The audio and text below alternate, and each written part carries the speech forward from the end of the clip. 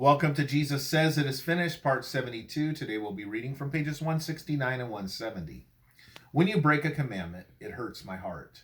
Use the golden clamp, sincere remorse, to connect you to heaven's safety line. Ask me, Jesus Christ, to cover your transgressions with my robe, and I promise to help you find our one-way road to heaven. Symbols pointing to the sacrificial lamb are only a means of financial gain to the selfish.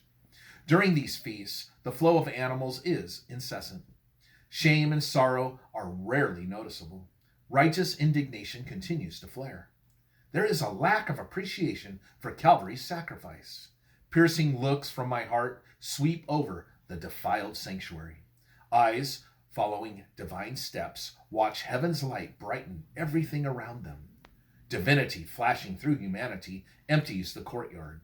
Empowered, I shine with a dignity greater than was visible during my earlier temple cleansing. At the sight of me, man and beast flee.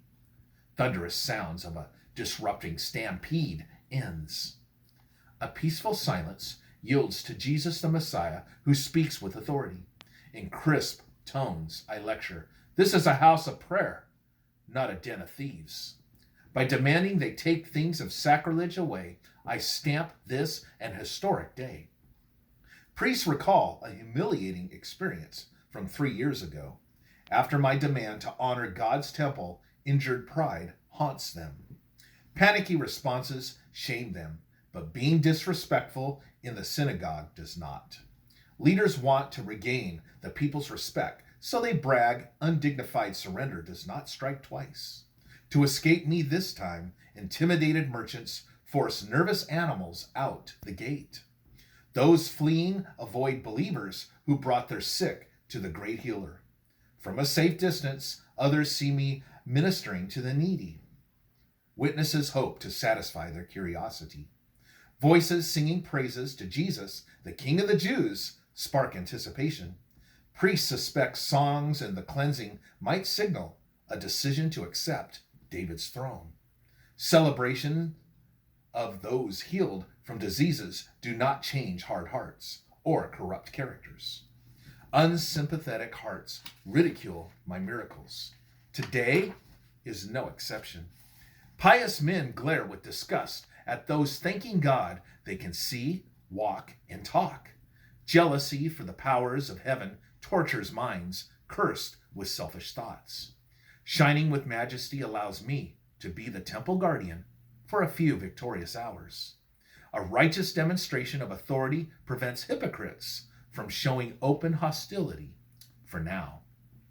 The popular vote continues to turn in my favor.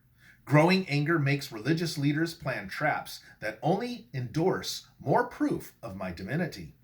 Jerusalem's destruction is a dreadful consequence of the rejection and crucifixion of God's Son. Because the unwise deny my sacrifice on Calvary, this lie ruins their aim for immortality.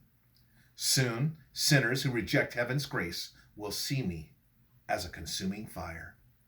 Mercy is the reward for the repentant who accepts I am the ransom, the blood of the Lamb. Infinite blessings, a glorious crown, everlasting life with the royal family of God await the faithful who love me. Describing heaven is difficult. Mortals imagine a slight description of its treasures.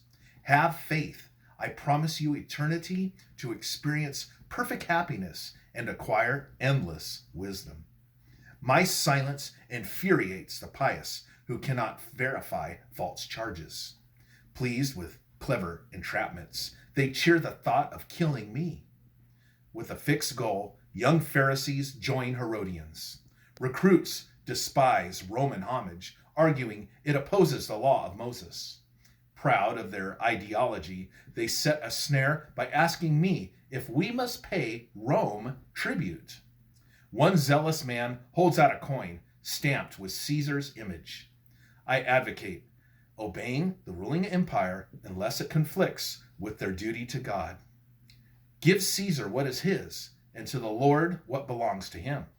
These words enrage their anti-establishment beliefs. If Israel is obedient, they are under God's protection. This prosperous nation lost sight of loyalty to the Creator, so another government rules within her walls.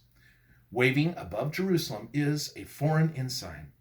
Roman soldiers stand guard at our gates. Empowered by heaven's authority, I tolerate schemes to entrap me.